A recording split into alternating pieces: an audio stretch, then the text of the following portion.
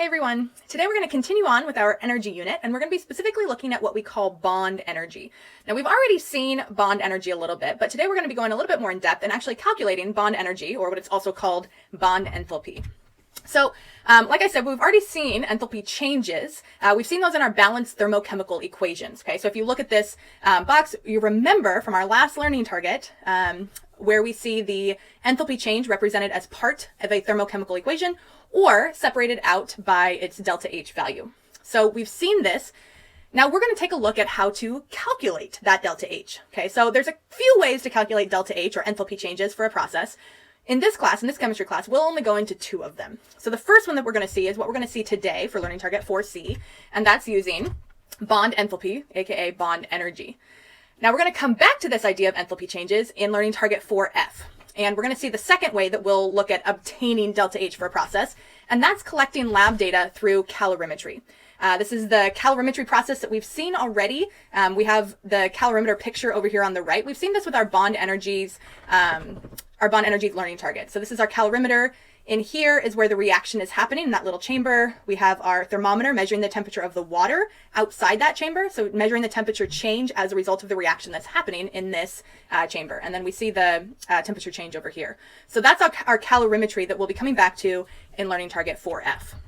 So when we talk about bond enthalpy, we need to understand a few things. The first thing we need to understand is that atoms attract. We've seen this a little bit, but I want to be very clear. Atoms attract. And that's what this top picture with the green arrows is trying to demonstrate, is that atoms are going to be attracted to each other. Now, why are they going to be attracted to each other? Well, because one atom's positive nucleus is going to be attracted to another atom's negative electrons. We've seen this idea already as well. And if you remember, this is what we call electronegativity, the attraction of one atom's positive nucleus for another atom's negative electrons. Remember that opposites attract. Now what happens is if the two atoms get too close to each other, then they will start to repel, right? So there is a sweet spot of attraction versus repulsion, and that is actually how atoms will bond. It will be a specific bond length that different atoms will have when they bond with each other.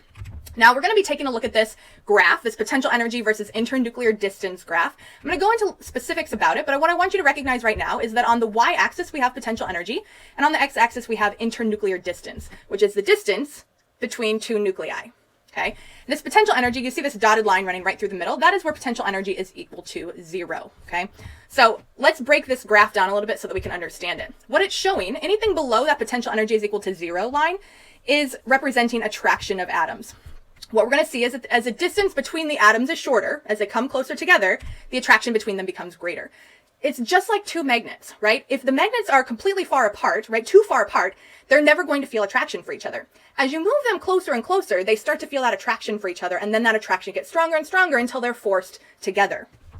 Now, on top of this potential energy is equal to 0 line, we're going to see representation of repulsion of atoms, okay? So atoms being repelled from each other. Now, as they get too close together, that's when there's going to be repulsion.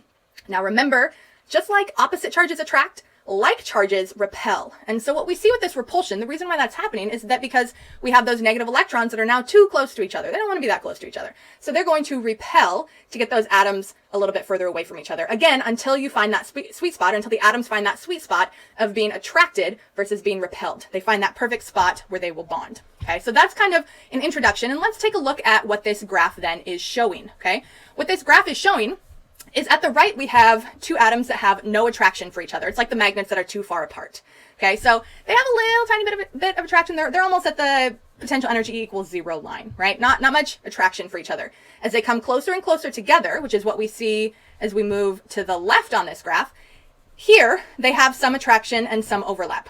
If they get too close to each other, where we get up here above that P potential energy equals 0 line, they're going to be repulsed. They're too close to each other here.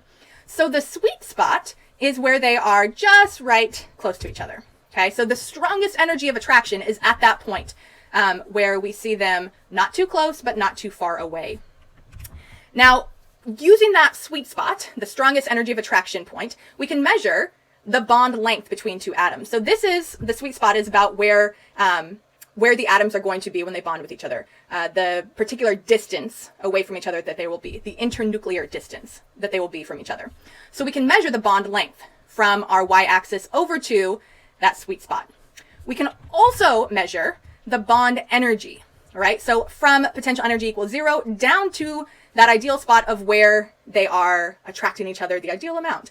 That is our bond energy. Now, when we define bond energy, it's very specific in chemistry how it's defined.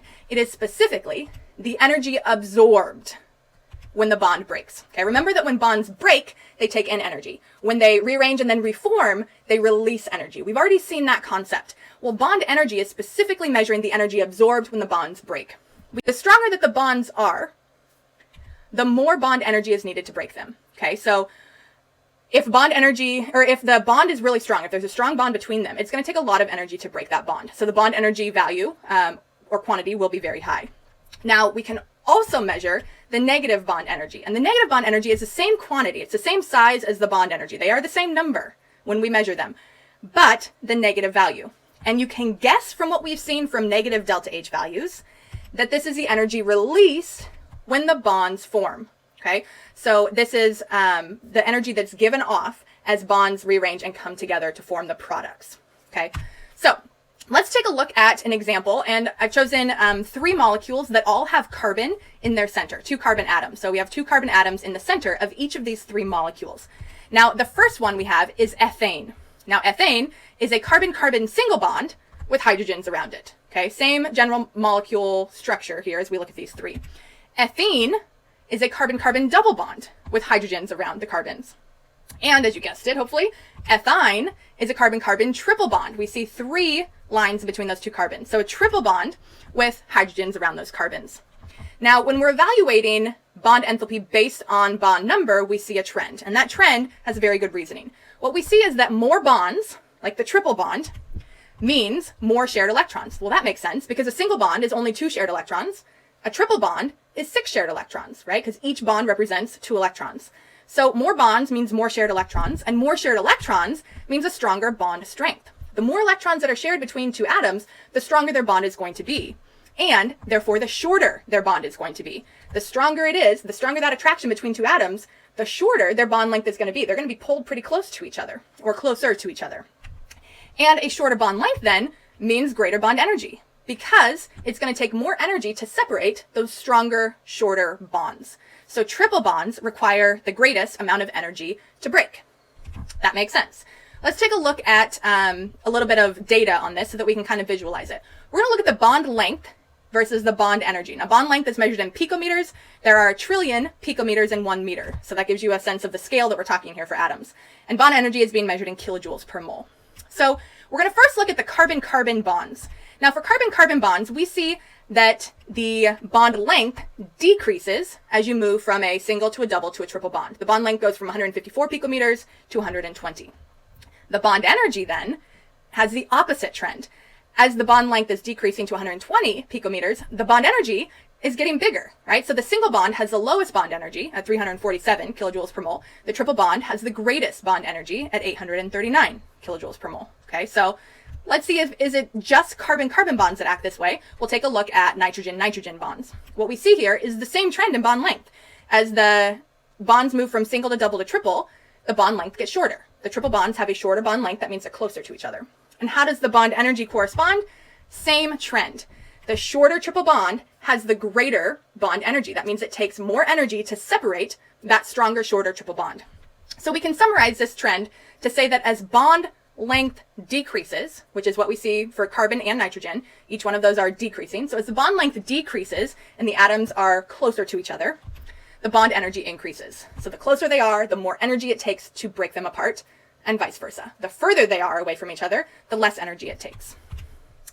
Now, we'll take a look at bond enthalpy, and we're actually going to get to a point where we're calculating or obtaining that delta H value. So we've already seen the definition for bond energy. This is the same thing, but we're going to reword it a little differently. So bond enthalpy is the enthalpy change, that delta H that we've already encountered, that's required to break the covalent bonds, right? Another name for this is bond energy. Now you can look in the table on the right here, and you see that all of these values are positive.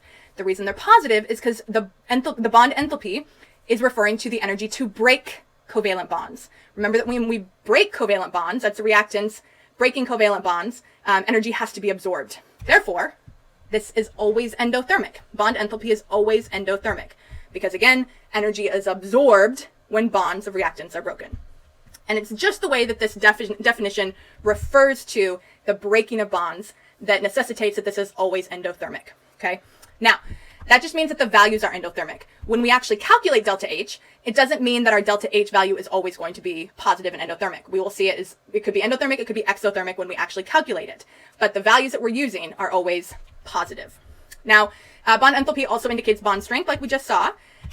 Single bonds require or absorb less energy to break than double bonds, which require less energy to break than triple bonds. And we see that in our table over here. The carbon-carbon single bond, again, 347 kilojoules per mole. The carbon-carbon triple bond, 839 kilojoules per mole is required to break those bonds. So we see the bond strength here, and we're going to calculate delta H using this equation here. Now, this equation says that delta H, our enthalpy change, is equal to the sum. The sigma sign, if you remember, means sum. So the sum of the bond energy of the reactants minus the sum of the bond energy of the products. Now, typically when we see delta signs, it's the final minus the initial, or the products minus the reactants.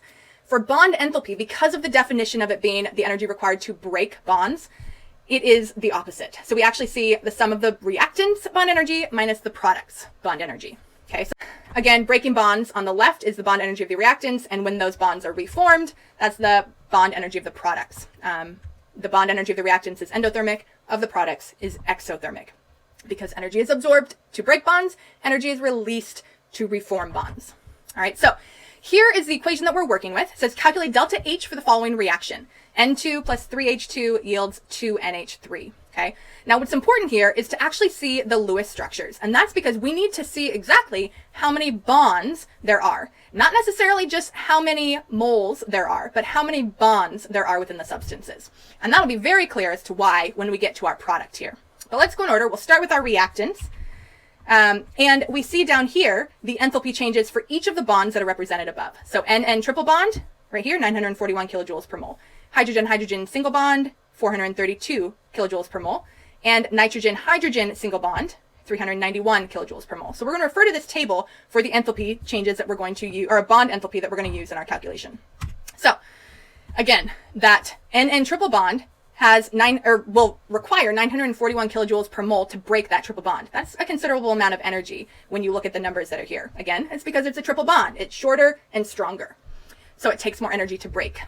Now, you'll see that I have the arrow pointing into the bond, and that's to indicate that this energy is required to break the bond. So this bond has to absorb that 941 kilojoules per mole to break. For the reactants, you'll always see the arrow pointing into the bond. For the products, you always want to see the arrow pointing out of the bonds, because in reactants, energy is absorbed. In products, energy is released. Okay, so let's take a look at hydrogen-hydrogen. Here we see 3 hydrogen-hydrogen bonds. Each of them has a enthalpy of 432 kilojoules per mole. Okay, so we see up here 3 times 432 kilojoules per mole. Now here's where you get to the tricky part. This is why you can't just look at the coefficient and say there are 2 moles of NH3, because we don't care about how many moles of the substance there are. We care about how many moles of each bond there is. So while there are only 2 moles of NH3, we can see them right here, there are 6 NH bonds, right? 1, 2, 3, 4, 5, 6. There are 6 NH bonds, and this enthalpy is given per bond.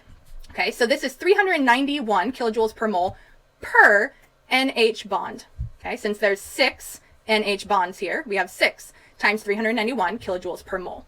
You'll notice here that the arrow is pointing out of the bond, and that's because energy is being released with products as they are forming.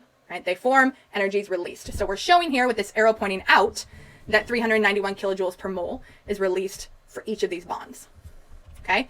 Now we can put all of those numbers now into our equation. We'll start with the reactants, bond energy of the reactants on the left, and we'll start with N2. So we have 1 N triple bond N. So we have 1 mole of N triple bond N, and we're going to multiply that by the energy, the enthalpy of N triple bond N, which is 941 kilojoules per mole. Now this is the reactants minus the product. So we need the other reactant here as well. We need to add the other reactant to this, and that is our hydrogen. So we also have 3 moles of HH bonds, right? 3 moles of HH bonds. Notice that I'm not just writing H2, because it's not so much how many moles of the substance we have, it's how many moles of each bond. So 3 moles of HH single bond times the enthalpy of that HH single bond, which is 432 kilojoules per mole. Okay, that's our reactants. Now we need to subtract the products. Well, the products, we already said we have 6 moles of NH bonds, or 6 NH bonds here. So we have 6 moles of N single bond H times the enthalpy of N single bond H, which is 391 kilojoules per mole. Okay, so on the left we have the reactants, minus on the right we have the products. Now, just like this is a game of canceling units with stoichiometry, here again we say this is a game of canceling units. The moles of N triple bond N are on top, and we have moles on bottom. So moles cancels out. Moles of H single bond H also cancel out, and moles of N single bond H also cancel out. So the unit that we're left with for all of these is kilojoules. Now we'll simplify a little bit, and we see that when we multiply 1 times 941 kilojoules and add 3 times 432 kilojoules, we get 2237 kilojoules for our reactants. Our products, 6 times 391 kilojoules gives us 2346 kilojoules. And we subtract and get negative 109 kilojoules. Now, notice that that's a negative number. Since it's a negative delta H, this is an exothermic reaction. All right, so there's the first way that we've learned to calculate delta H, or to obtain delta H, is through bond enthalpy. Hope that was helpful. See you next time.